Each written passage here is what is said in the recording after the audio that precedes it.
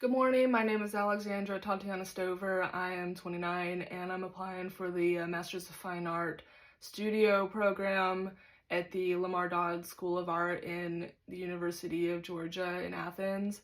And I wanted to make sure that you could see some of the background behind my painting, but here are some of my journals and palettes and the way that they're organized and the thought process behind them. So first things first, showing you the base that everything built off of. This is my main palette. This model version of palettes I've been using probably since 2018, since I started with watercolors. It originally comes with 30 wells that they are divided up into two more sections. The process that I go through is using a regular palette that comes out with the plastic like this, but then I use hot glue basically to like 3D print a little barrier, and then I'll go over that with masking paste to create another barrier, and this works great for watercolors because they don't need a lot of space. See, I've been trying to use up all of the quinacridone coral in this little well. Once I empty out a color, I'm going to be going through and putting more masking paste on the barrier just to reinforce it, but it doesn't need to be that strong. This works pretty great for me, and this palette has about 93 colors on it, and it has gone through many different variations. I've moved around the colors a lot. I've taken out colors, added colors throughout the years, but it really hasn't changed. In 2 or 3 years, it has pretty much been just like this. I might have added one or two. I think these greens I've added pretty recently, but that's about all that has changed in the last 2 or 3 years. So this is pretty much my go-to palette that has everything I need.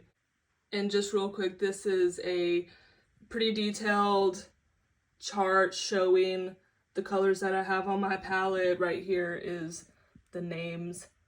It's surprising how often I reference this, especially because the names of the colors all have a number or letter so that I can quickly reference what I'm mixing together. This is a pretty boring chart right here because it's meant to chart when I open a tube of paint and when I finish it.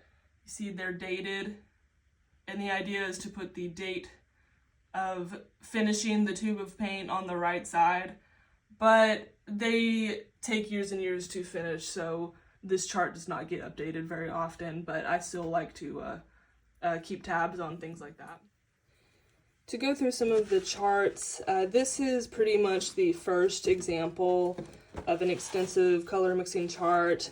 I got this idea from somebody on YouTube and just copied their formula, but made it a lot larger than what they recommended. The second version of a color mixing journal was made in this format. So here, I believe this is the way my palette was arranged at the time. I know it's changed quite a lot since then, but the idea was to take one color, in this case phthalo yellow green, and mix it with all the other colors on the palette. Here's transparent pyrrole orange. Fantastic. And this was a big project, but I see this as the beginning of understanding that there was something to be discovered beyond just how they look coming straight out of the tube. The third iteration of journals would be this much more practical version of what you just saw. The problem with this old version is that, yes, it shows a good example of the colors being mixed together, but it doesn't really put them into categories so much. And that is something that I definitely needed to do in order to take it to the next level. This journal definitely takes the highlights from the larger journal and just puts them into more of an organized category. So it's not every color mixed with every color in this journal, it's the highlights. And then I know in this section I definitely went back and picked out my favorite orange mixtures, red, bluish, greenish. So how this all ends up culminating, it is a collection of pre-made sort of recipes or palettes that end up looking kind of like this. This is a palette that I have referenced quite a lot.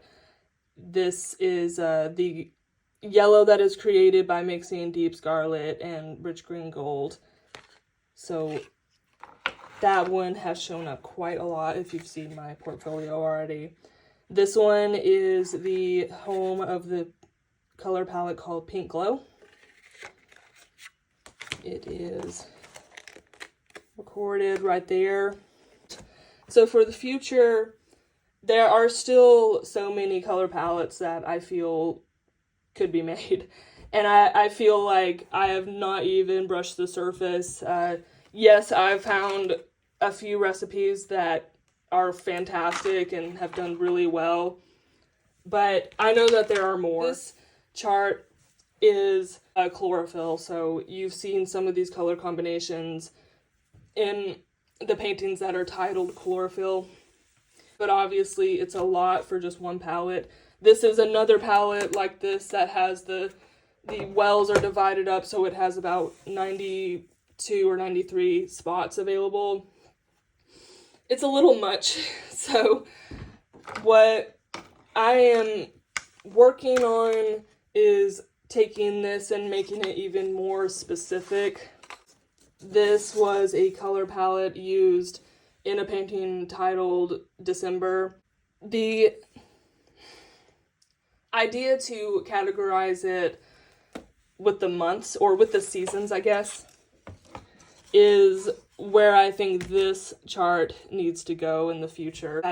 Organizing it with the theme of seasons really brings out that theme of being in the moment, of being aware of nature, being, in touch with the simpler things in life, just being aware of the seasons and seeing their beauty as they change. And, maybe winter is not everybody's favorite, but it is still extremely colorful.